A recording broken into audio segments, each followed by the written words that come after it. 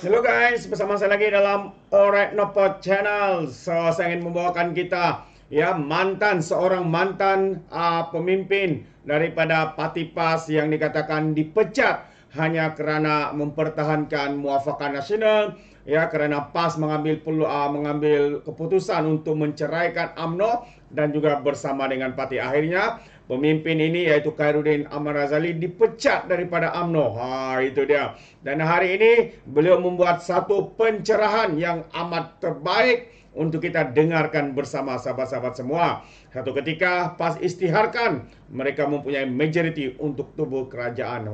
Sampai begitu sekali dakwaan daripada pemimpin-pemimpin PAS yang kerakusan kuasa, yang sudah ketagihan untuk menerima gaji ataupun gaji buta. Jadi tanpa buang masa, mari kita tonton bersama apakah pencerahan dan juga pendedahan yang dibuat oleh mantan pemimpin daripada PAS ini. InsyaAllah 16 hari bulan dia Kedah lagi, 16 pun dia Kedah, dan ada lagi yang minta belum bagi tarikh insyaAllah. Yang penting kita menyampaikan pandangan kita untuk dinilai oleh rakyat dengan merujuk kerangka bernegara kita.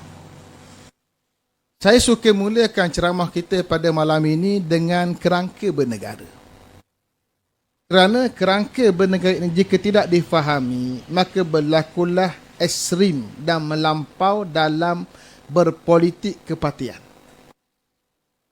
Dan kita ingin nyatakan pada anak-anak muda terutamanya, yang masih lagi muda, masih belum lagi mempunyai pengalaman yang banyak dalam berpolitik kepartian, untuk kita menghayati kerangka bernegara.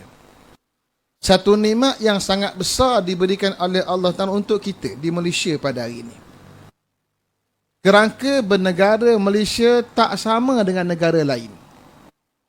Sejarah negara kita terbentuk daripada 9 orang raja-raja Melayu yang bersetuju bergabung membentuk negara persekutuan dengan 9 negeri-negeri Melayu daripada utara ke selatan, Perlis, Kedah, Perak, Selangor, Negeri Sembilan, Johor, Pahang, Terengganu, Kelantan, bersama dengan 2 lagi negeri selat yang dipanggil Pulau Pinang dan juga Melaka. Dan kerajaan-kerajaan Melayu Islam ini adalah kerajaan yang berdaulat dengan Islam. Pemerintahannya bukan baru, panjang sejarahnya ratusan tahun. Daripada zaman kegemilangan Melaka, jatuh kerajaan Melaka, bangkit kerajaan Johor, anak Raja Melaka dinobatkan menjadi Raja dan Sultan di negeri Perak, Kedah yang panjang sejarahnya. Kerana itulah Raja-Raja Melayu di negeri yang 9. Bilangan raja itu bukan dikira selepas kemerdekaan Malaysia, tapi diambil kira daripada awal penubuhan negeri tersebut membentuk kerajaan yang berdaulat bagi negeri tersebut. Erti sejarah panjang Islam berdaulat dalam negara kita, hingga akhirnya persetujuan untuk membentuk negara persekutuan yang kerangkanya ialah ada seorang ketua negara yang dipanggil Yang di-Pertuan Agong, yang pelantikannya adalah menerusi pemilihan antara 9 raja-raja Melayu dalam tempoh 5 tahun sekali lebih kurang. Hinggalah yang terakhir yang memimpin kita Yang di-Pertuan Agong daripada Pahang, Sultan Abdullah. Itu adalah ketua bagi negara yang semua rakyat Malaysia, baik yang beragama Islam atau bukan beragama Islam, perlu menumpahkan taat, setia, walak, ketaatan dan kesetiaan mereka pada Yang di-Pertuan Agong selaku ketua negara. Tidak boleh menentang Yang di-Pertuan Agong menggunakan senjata. Ia akan dikira sebagai pemberontakan. Sesuai dengan ajaran Islam, menentang khalifah yang dilantik secara sah dalam sebuah negara Islam, hukumnya adalah baghin, dipanggil sebagai burah jamaknya, itu orang yang menderhaka, yang hukumannya adalah hukuman mati berdasarkan sistem jenayah Islam yang dipanggil sebagai undang-undang hudud. Itu kerangka bernegara kita yang dipanggil ketua negara. Kemudian ada pula ketua kerajaan, untuk menguruskan kerajaan bagi pihak yang di-Pertuan Agong dan juga menguruskan kerajaan bagi pihak sultan di negeri yang 9. Termasuklah juga di 2 negeri lagi yang kemudian masuk pada Sabah dan juga Sarawak. Namanya ketua kerajaan. Ketua kerajaan inilah diberi peluang kepada rakyat untuk memilih menerusi satu sistem pilihan raya yang dibuat sebelum merdeka lagi tahun 55, kemudian dimulakan pula selepas merdeka hingga hari ini. Kita menghadapi pilihan raya umum yang ke-15 pada tahun yang lalu, dan sekarang pilihan raya peringkat negeri kerana 6 negeri tidak membubarkan serentak dengan peringkat persekutuan. Maka dengan pilihan raya ini, rakyat membentuk parti-parti untuk bersaing mendapatkan kuasa. Sama ada parti yang bersaing dengan calon-calon parti atau ruang diberikan juga kepada mana-mana individu secara bebas menawarkan diri untuk menjadi wakil rakyat, dan mana-mana orang yang mendapat kepercayaan majoriti berdasarkan budi bicara yang di-Pertuan Agong atau sultan-sultan negeri, maka menjadi ketua bagi kerajaan, imam kerajaan peringkat persekutuan yang dipanggil Perdana Menteri, ataupun Menteri Besar peringkat negeri-negeri, ataupun Ketua Menteri untuk negeri Melaka, Pulau Pinang, Sabah dan juga Sarawak. Itu kerangka kita. Dan pada malam ini dan saat ini kita sedang menelusuri dan mengamalkan demokrasi pilihan raya ini. Setiap parti boleh masuk pilihan raya, dan masuk pilihan raya ini adalah suatu persaingan politik yang kadang-kadang kita jenamakan sebagai permusuhan politik. Yang lebih ekstrim menjenamakan sebagai permusuhan peribadi. Permusuhan antara Islam dan kufur, itu lagi ekstrim. Tapi hakikatnya adalah persaingan politik untuk merebut satu kuasa yang dibenarkan oleh perlembagaan dan diatur oleh Suruhanjaya Pilihan Raya, dan masing-masing untuk menawarkan diri sebagai kerajaan, mentadbir negeri, mentadbir negara. Dia akan kemukakan apa dasar dia. Dia akan kemukakan apa manifesto dia. Dia akan kemukakan apa pula perancangan-perancangan dia dan kejayaan yang telah berjaya dilaksanakan dalam pengalaman menjadi kerajaan, dan akan mengambil ruang untuk mengkritik mana-mana parti saingan dengan kritikan yang berfakta secara akademik, yang tidak berasaskan fitnah, tidak berasaskan rekaan dan juga kepalsuan, untuk kita bina satu politik harmoni. Maka hari ini, menerusi kerajaan perpaduan, kita menyuburkan demokrasi ini. Setiap parti bebas. Hari ini kita di Kedah, di Jelun. Setiap parti bebas untuk menyatakan apa dasar dalam perjuangan, apa pula manifesto dia untuk negeri, apa kejayaan yang dicapai ketika menjadi kerajaan, dan dia akan mengkritik parti saingan lawan dia. Itu perkara biasa. Maka hari ini kita sedang praktikkan perkara ini. Dan kita mengajak semua, khususnya anak-anak muda, untuk menghayati politik demokrasi ini. Persaingan politik yang sihat, yang tidak ada unsur-unsur fitnah. Tak ada maki hamun. Kita dalam rukun negara kita menyebut tentang tata susila, kesusilaan, kesopanan dan kesusilaan menjadi satu rukun bagi negara yang diumumkan pada tahun 70-an, untuk mengajak kita semua berakhlak dan menjaga akhlak peribadi sebagai seorang Muslim, dan non-Muslim yang beragama dalam negara yang namanya Malaysia. Itu yang pertama sekali. Tetapi dalam kerangka yang besar inilah, kita kena meletakkan wala. Hari ini orang bercakap tajuk wala. Nanti saya akan hurai panjang lebar wala. Wala dan ketaatan ialah pada siapa? Pada yang di-Pertuan Agong. Wala dan ketaatan kepada sesama orang-orang Islam. Dan kerjasama antara sama orang Islam dengan orang-orang bukan Islam dan kerangka bernegara sebagai rakyat Malaysia.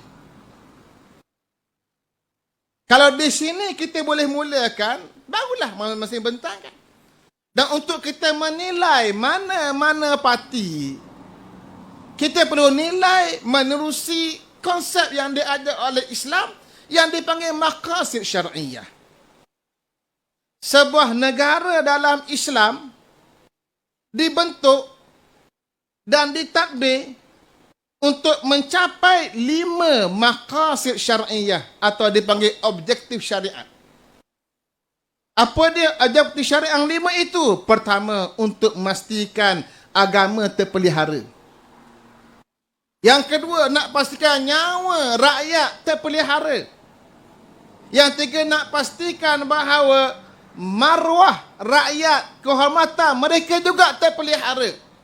Yang keempat, nak pastikan bahawa akal rakyat juga terpelihara.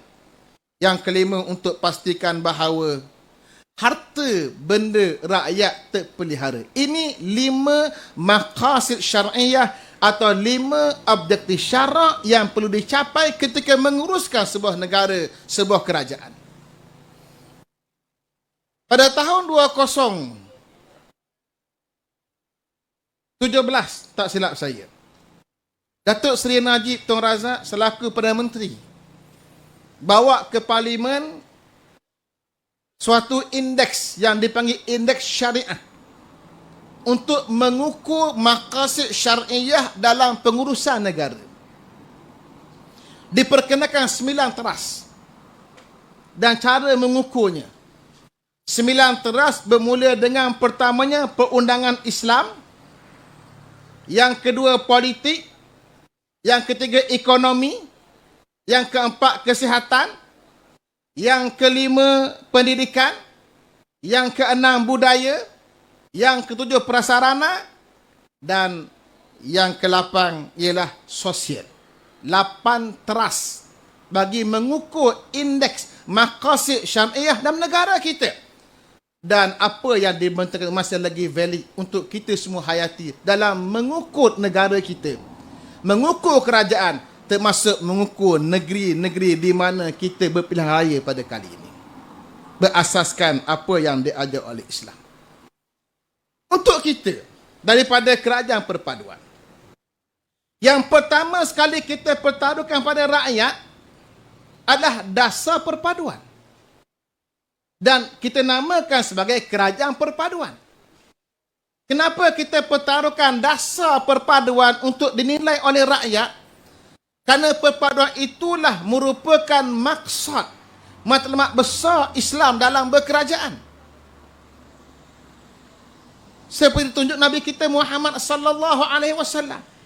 Bila Nabi sallallahu alaihi wasallam tiba di bandar Yathrib dalam proses membina sebuah negara bagi umat Islam yang dipanggil Al-Madinatul Al-Munawwarah, yang pertama dibuat oleh Nabi sallallahu alaihi wasallam ialah menyatukan antara 2 kelompok orang Islam pribumi Madinah yang dipanggil Aus dan Khazraj, yang bertembung, bergaduh, berperang ratusan tahun walaupun mereka adalah orang-orang Arab. Nabi satukan mereka, maka diberi suatu jenama yang baru, Al-Ansar, dengan maksud orang yang bantu Allah dan juga Rasul. Selesai menyatukan 2 puak yang bergaduh ini, disatukan pula orang-orang Ansar, penduduk pribumi Yathrib, penduduk pribumi Madinah, dengan orang-orang Muhajirun yang datang dari Makkah Al-Mukarramah, orang asing yang masuk jadi warga negara Madinah, disaudarakan pula dengan Al-Muhajirun. Adakah cukup? Belum cukup lagi. Digubal pula Mitsaqul Madinah, Piagam Madinah yang menjadi perlembagaan bagi negeri Madinah. Perlembagaan yang menyatakan hubungan antara orang-orang Islam dan orang-orang bukan Islam yang jadi warga negara bagi negeri Madinah. Yang menyatukan mereka ialah kewajipan pertahankan negara. Dan setiap golongan, setiap puak, setiap kabilah, setiap kaum, baik di Islam dan bukan Islam, mendapat hak mereka yang ada dalam sebuah negara Nabi yang namanya Al-Madinatul Munawwarah. Itulah dari perpaduan. Kenapa? Karena sebuah negara yang tidak berpadu, mana mungkin dapat ditegakkan agama. Sebuah negara yang tidak berpadu, mana mungkin ditegakkan nyawa. Negara yang tak padu, mana mungkin dapat kita tegakkan akal manusia, maruah manusia, dan juga kita pelihara harta manusia. Tak mungkin. Perpaduan adalah asas pada mana-mana negara. Dan perpaduan itu bukan hanya perpaduan melibatkan satu bangsa. Perpaduan antara bangsa. Hari ini Allah telah beri nikmat. Kerajaan perpaduan. Saya dulu PAS. Kemudian saya masuk UMNO. Dalam kepala saya perpaduannya adalah perpaduan PAS dan juga UMNO. Yang saya usahakan lama dengan kawan-kawan. Kenapa? Kerana melihat pertembungan antara dua parti orang Islam. Parti UMNO yang Islam, parti PAS yang Islam, dua-dua orang Islam bertembung yang panjang dari tahun 1978 hinggalah 2018 hingga 2019, 41 tahun. Berpakat sekejap. Tahun 72, 73 masuk kerajaan, 74 tubuhkan Barisan Nasional, bercerai 78. Sejarah Malaysia yang panjang dari tahun 57 menyaksikan perpecahan orang Islam yang mesti kita satukan. Maka dalam kepala saya sebagai ahli PAS ialah menyatukan orang Islam dalam PAS dengan UMNO. Maka akhirnya Allah Ta'ala beri hadiah tertubuhnya muafakat nasional. 41 tahun bergaduh disatukan pada 14 September 2019. Maka pemikiran saya PAS dan juga UMNO. Tapi akhirnya PAS UMNO terburai. Perpaduan terburai. Bila perpaduan terburai, kita masuk PRU masing-masing parti, tapi berlaku kembali pertembungan yang sangat dahsyat. PAS menyerang UMNO membelasah tanpa belas kasihan. Kalau serang selua sangat, belasah. Dia belasah bekas kawan dia yang akal umbi dah cantik duduk bersama, program bersama, semuanya bila pecah, dia serang macam dia lupa seorang orang yang baru bercerai, dia belasah imam bini dia, imam tok laki dia. Tanpa belas kasihan. Dengan tuduhan keruh kluster mahkamah. Sedang tuduhan kluster mahkamah itu telah berlaku ketika mana kita usahakan muafakat nasional. Bukan baru. Tapi dibelasah, diserang. Bila pemimpin nombor satu serang, anak buah tunggu apa lagi? Kalau pemimpin utama, kalau cikgu kencing berdiri, anak murid kencing berlari. Maka serangan bertalu-talu. Dan akhirnya Allah berikan hadiah kemenangan kepada Parti Perikatan Nasional. 74 kursi. Seronok mereka. Bertakbir. Saya kalah 29,000. Dalam PAS hari itu masa bertanding tahun 2013 menang 600 lebih je Datuk. 2018 menang 8,000. Mengurusi tiket UMNO pula 2022 kalah 29,000. Oh, mereka sedap lah kata kat saya. Padang muka macam-macam kata. Samalah Tok pun 20,000. 29,000. Tapi yang menang 29,000 dan menang 74 kursi, Allah takdirkan tak jadi kerajaan. Tak jadi kerajaan. Walaupun menang paling dalam sejarah PAS yang paling banyak menang ni, 49 kursi atas nama PAS. Saya sebut pada rakan-rakan dalam PAS. Saya kata balik semula tengok kertas strategi yang kita bentang dulu. Saya yang bentang kertas strategi itu. Kertas strategi yang kita buat, yang PAS buat tahun 2018. Saya yang buat kertas kerja itu. Kertas strategi untuk menang PRU pada tahun 2022 atau 2023 akan datang ialah matlamat nombor 1, menyatukan orang Islam. Nombor 1, satukan orang Islam. Nombor 2, PAS berkerajaan. Bila berlaku PRU 2022, dua-dua PAS tak dapat. Dua-dua PAS tak dapat. Menyatukan umat pun tak dapat, hanya bersatu dengan bersatu. PAS hanya bersatu dengan bersatu. Dia tak dapat UMNO. Dia kata dapat, ramai kita buat lari. Kita hurai kejap lagi. Kenapa ramai lari? Satu, gagal menyatukan umat. Kekal lagi bergaduh dengan UMNO. Tak sampai matlamat menyatukan umat. Sedangkan projek nak menyatukan UMNO dan PAS bukan baru dirancang. Dirancang seawal 2004. Dihidupkan 2008, diperkasakan 2013, dibuat paper 2015, dibuat paper 2018, semua dibuat ke syura dan saya menjadi ahli Majlis Syura Ulama PAS tahun 2013 hinggalah akhir saya letak jawatan pada tahun 2022. Kerana dipaksa meletak jawatan oleh Presiden PAS. Satu, gagal menyatukan umat. Hari ini bergaduh sakan, musuh Allah, macam-macam lagi. Saya akan ulas semua perkara ini insya-Allah kalau masa mengizinkan kita. Yang kedua, PAS gagal menjadi kerajaan. Peringkat persekutuan. Betul ke tidak? Sebab tu dia meroyan. Bila menang banyak, dia kata kita menang. Kita majoriti. Saya pun pelik juga. 74 kerusi majoriti. Ini matematik mana? Pakatan Harapan 82. Dia tak isytihar pun dia majoriti. 74 isytihar majoriti kan pelik binti ajaib. Gagal menjadi kerajaan. Maka dua matlamat PAS yang disusun pada tahun 2018 selepas pilihan raya 2019 gagal untuk dicapai oleh PAS. Saya pun sedih sebab gagal menyatukan umat. Tapi rupanya lain yang kita fikir, lain yang Allah Ta'ala bagi. Yang Allah Ta'ala bagi pada kita pasca PRU yang lalu ialah satu lagi bentuk perpaduan yang lagi besar.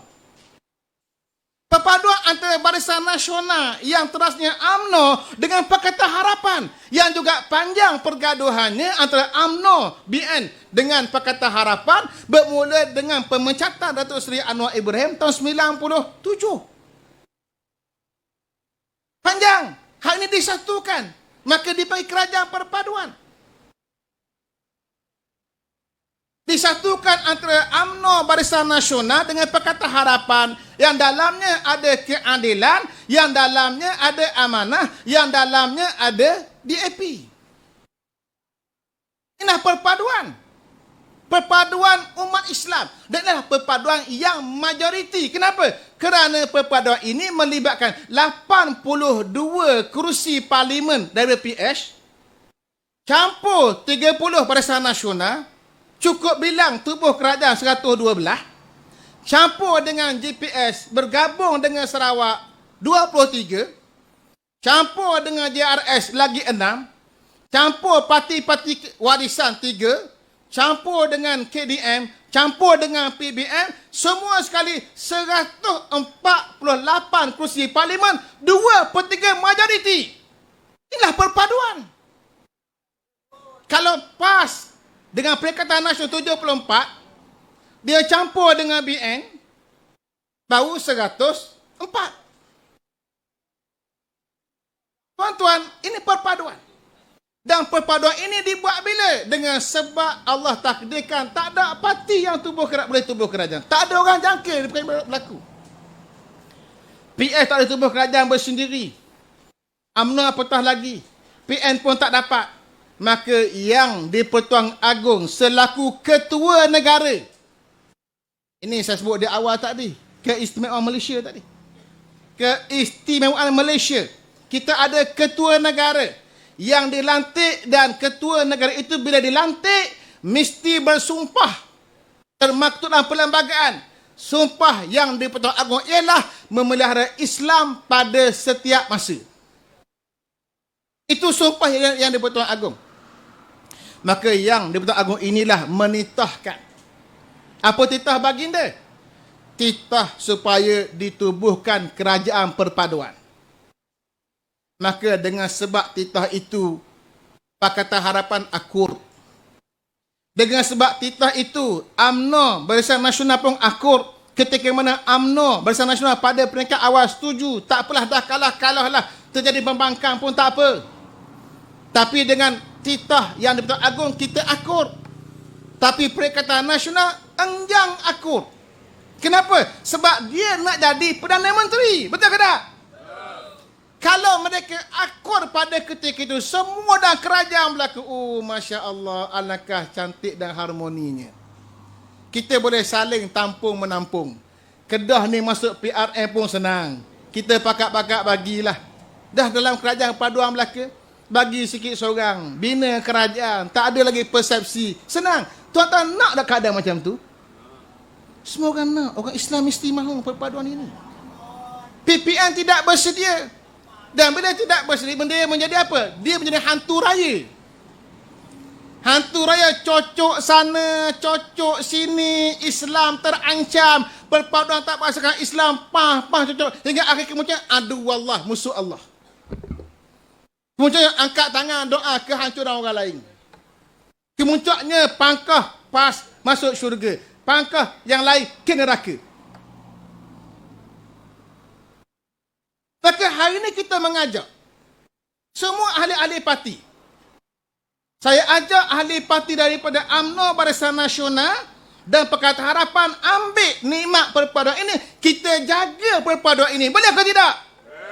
Karena itulah yang diajar Nabi kita Muhammad sallallahu alaihi wasallam yang ditinggal oleh Allah Subhanahu wa taala bila Allah berfirman kepada kita, wa'tasimu bihablillahi jami'an wa la tafarraqu.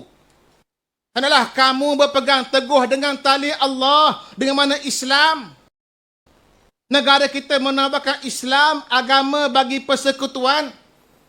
Berpegang teguh dengan tali Allah, tali Islam. Wala tafarraku, jangan lagi pecah belah. Jangan lagi pecah antara BN dan Pakatan Harapan. Setuju ke tidak? Kita berpadu. Wa dzkuru ni'matallahi alaikum. Ingat balik nikmat Allah Taala yang Allah berikan pada kamu. Iz kuntum a'daan. Dekat dulu kamu bermusuh-musuhan. Kita boleh bayang permusuhan politik antara BN dengan PH. Tak terbayang ni, duduk sebelah-sebelah ni. Datuk Osman dengan YB Dr. Salmi. Tak terbayang Datuk Tak terbayang, tak terfikir. Ingat nikmat Allah yang Allah berikan pada kamu.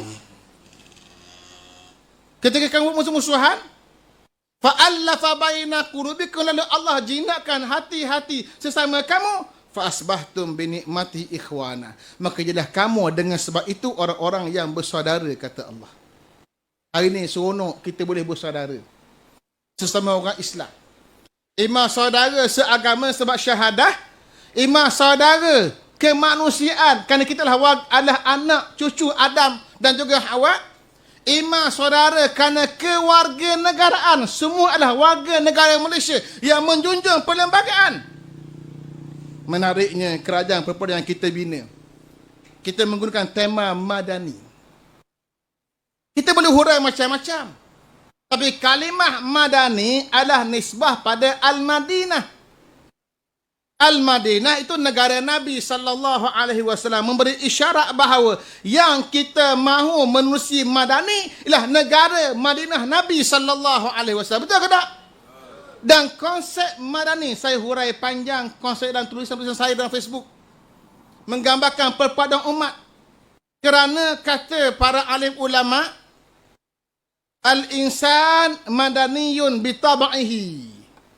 Manusia ini sifatnya madani secara tabi'i. Mana madani? Hidup bermasyarakat, hidup berpadu, saling memerlukan satu sama lain. Disebut oleh para alim ulama. Di awal Islam lagi, kurung ulama, kurung yang keempat, kurung kelima, kurung keenam, kurung ketujuh sampai ke zaman Ibn Khaldun disebut lagi benda yang sama. Menggambarkan orang Islam manusia secara tabi'i hidupnya madani, berpakak, berpadu, bukan bertengkar, bukan bercakaran, bukan bergaduh. Maka inilah yang sedang dijaga oleh kerajaan kita pada hari ini. Kita lihat pewatakan Yang Berhormat Perdana Menteri Datuk Seri Anwar Ibrahim. Gaya percakapan yang sentiasa cuba mencantum. Walaupun berbeza dengan Kelantan. Turun Kelantan, Santuni Menteri Besar Kelantan. Diberikan projek air 1.5 bilion. Turun ke Terengganu, bagi macam-macam. Cuma Kedah dia samsing sikit. Yang ni PM sebut sendiri, dia pun sedih. Nakal sikit. Ke nakal banyak? Nakal banyak. Sahabat kita ni, yang duduk kat SIK ni. MB Kedah ni. Artinya apa yang kita nak ialah perpaduan. Dan itulah tema kerajaan kita. Kerajaan perpaduan yang berikan hak pada semua orang. Yang penting jaga perpaduan. Jangan fitnah orang, jangan maki orang, jangan cela orang, jangan kata kat orang. Itu adalah prinsip kerajaan perpaduan. Tapi kita pergi pada PAS. Saya nak sebut tentang PAS. Ini poin ketiga saya. PAS. Kenapa PAS? Kerana PAS lah saingan politik utama pada gabungan Barisan Nasional dan Pakatan Harapan. PN tu jenama Tetap Bersatu, kepalanya PAS. Malang sekali, PAS yang namanya Parti Islam Se-Malaysia tidak bawa agenda perpaduan. Agendanya adalah menghasut. Terutamanya melibatkan satu lagi parti dalam Pakatan Harapan, DAP. Menghasut Islam terancam. Islam yang dibawa oleh PAS membawa nanti perpecahan. Dimulakan macam mana? Dimulakan awal lagi. Malaysia bukan negara Islam. Ini mukadimah ni. Dulu kita nak lunakkan sikit, kita kata Malaysia bukan negara Islam, tapi juga bukan negara sekular. 2-3 hari lepas, Datuk Seri Anwar, Perdana Menteri tanya tentang adakah Malaysia negara sekular. Dia kata orang Islam tak boleh terima terma sekular dalam berkerajaan.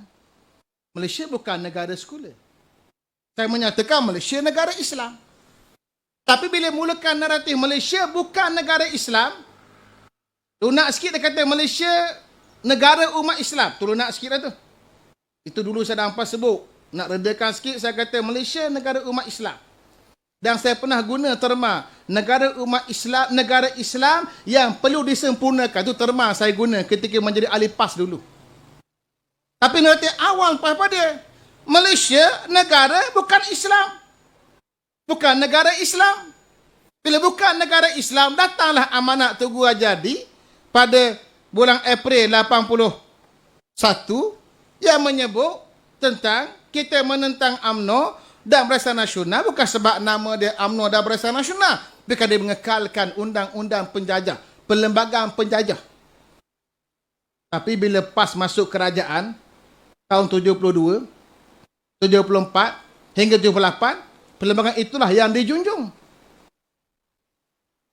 Bila kita jadi ahli parlimen, perlembagaan itulah yang kita angkat sumpah memperakuinya. Bila kita jadi kerajaan bersama, perlembagaan yang sama juga kita junjung tahun 2020. Bila mana dimulakan naratif bahawa Malaysia bukan negara Islam, negara jahiliyah, perlembagaan jahiliyah, maka dia panjang. Maka benih itu yang ditabur dulu, hasil dituai pada hari ini, maka lahirlah ucapan seperti disebut oleh Syekh Zainul Asri dalam program di Stadium Negeri Kedah, yang mendoakan agar jangan musuh Allah menguasai, menang negeri ini. Siapa dia musuh Allah yang nak menang negeri? Tentulah Pakatan Harapan dan Barisan Nasional, betul ke tak? Ini adalah hasil yang dituai daripada perencanaan pemikiran yang panjang, yang didik sangat panjang. Jika tak dirungkai yang ni, pertemuan akan terus panjang. Penyelesaian dia yang terdekat ialah dengan perpaduan. Bila berpadu, dia tak cakap tajuk ni. Masa UMNO PAS bersama, ada timbul poin ni tak, Datuk? Tak ada dah, mana ada lagi dah. Tuan-tuan, musuh Allah ni. Hadis Sahih Bukhari semua. Mandaklah orang dengan bil kufri, sesiapa yang panggil orang dengan kekufuran. Au qala adu wallah, atau dia kata wahai musuh Allah. Illa walaisa kadzalik, sedangkan orang itu tidak begitu. Illa hara alaih, melainkan gelaran itu balik kat diri dia sendiri. Hadis inilah yang dibahas panjang oleh para alim ulama, menyatakan bahawa haram sesama orang Islam memanggil orang Islam lain sebagai musuh Allah. Haram, tak boleh. Macam mana sebuah parti Islam yang ada alim ulama dalam Dewan Ulama PAS Pusat dan ada pula Majlis Syura Ulama tidak boleh menegur secara terbuka perkara ini? Tak ada satu kenyataan dari Majlis Syura Ulama atau Dewan Ulama yang menegur Syekh Zainal Asri. Tak ada satu kenyataan dia keluarkan. Betul ke tak? Tak ada. Kenapa tak ada? Saya keluar kenyataan minta bertaubat. Alhamdulillah dia tarik balik. Dia tarik balik, alhamdulillah. Tetapi dia swing, dia kata ni musuh Allah ni Yahudi Nasrani. Yang Yahudi tak bertanding kat Malaysia pun. Tak bertanding kat Kedah pun. Dia tarik, okey dah. Tapi anak buah dia baca komentar dalam Facebook. Dia kata, kenapa terasa sangat? Sebab makan lada dia rasa pedas. Musuh Allah lah tu. Tu yang marah sangat tu. Diperakui. Bila tak ada orang tegur, as-sukut alamatur rida. Itu kaedah fiqh. Bila diam, tanda reda.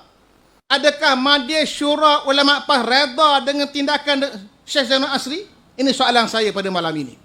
Adakah Dewan Ulama PAS yang ketuanya adalah daripada Kedah juga, yang merupakan Pesujaya PAS negeri Kedah juga, adakah dia reda dengan ucapan Ustaz Zainal Asri? Kalau reda, katalah reda, senang. Biar jelas, biar terang. Lagi kita bersuluh. Ini adalah suatu tindakan yang bercanggah dengan Islam, yang jadi mukadimah pecah rakyat. Bila sebut musuh Allah, maka pecahlah orang Islam. Ini naratif perpecahan. Tak dia datang pula kenyataan seperti terbaik itu dia sahabat-sahabat semua. Satu pencerahan yang padu ya daripada mantan pemimpin PAS ini yang kini sudah pun keluar kerana dipecat hanya kerana memperjuangkan muafakat nasional sebelum ini. Dan kerana itu PAS mau sangat bersama dengan bersatu. Inilah hasilnya. Ya, hari ini mereka menganggap mereka lebih hebat kerana mereka parti Islam. Sebenarnya mereka cumalah sebuah parti yang menunggang agama, menggunakan bangsa dan agama untuk kepentingan parti mereka. Jadi menarik ya apa yang perkongsian pencerahan daripada Ustaz Khairuddin Ahmad Razali ini. Semoga bermanfaat kepada sahabat-sahabat yang mendengarnya. Jadi sampai di sini saja. Izinkan saya untuk mengundurkan diri dan seperti biasa peribahasa mengatakan tapapun kangkap 2 tahun keinginan. Dalam bahasa Melayunya tepuk dadah tanya selera. Sekian saya daripada Orenapa Channel. Kita berjumpa lagi dalam info dan update yang seterusnya. Sekian, bye bye.